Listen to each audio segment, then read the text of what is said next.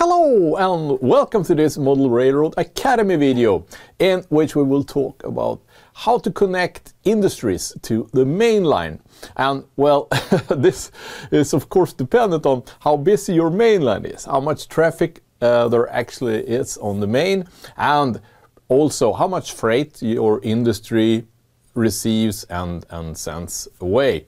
But it all boils down to the space you have available as well. So there's some considerations to have in mind when you plan for your track work. And hopefully this is a guide for you. Alright, so here is the basic track work for attaching an industry to siding or a main line. In the track plan you see here, the industry track or the siding here is red, while the main line is in gray. This arrangement has some limitations.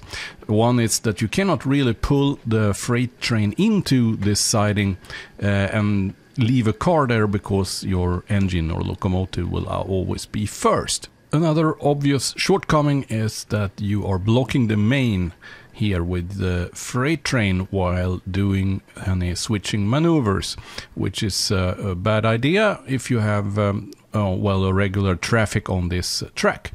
Now, you can come around some of the problems by having a switcher in the end of this industry here, but you should be aware that smaller industries very seldom have their own switcher. But if that's not a problem for you, then you can have a switcher here. It can go out on the main and pick cars from the passing freight train. Now, in real life, if this is a loading track here, then you probably want to change position. The loaded car is ready for departure, while the just arriving freight car is the one to be loaded next. So then you have to again pull them out on main, change the order of the cars, and then push them into the siding again. To solve these problems, you need two more tracks. One in blue here is the yard lead. Here you can pull the freight cars out with your switcher, and the second red track is another loading track or a storage track for loaded cars which are ready for departure. Now, to make workflow a bit more efficient, you can add another turnout and thereby creating a round-around track. This way you can push cars which are loaded and ready to the departing track, and without removing cars which are currently being loaded. Now, if your main line is kind of busy both with freight and passenger traffic, it is a good idea to also add an arriving and departing track for freight trains.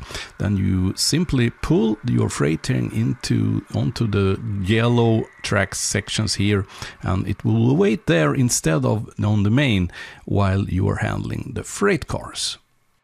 All right, so I don't know if you noticed, but there weren't all that much difference in space requirements for the different solutions here, but a world of difference when it comes to the possibilities to run operations on this industry. And if you're interested in learning more about track work planning, everything from the initial phases to squeeze it into your available space, to actually laying the tracks out, doing track work selection and things like that, check out Model Railroad Academy shop, because in the shop there is a class there which is a 90-minute video about track work planning.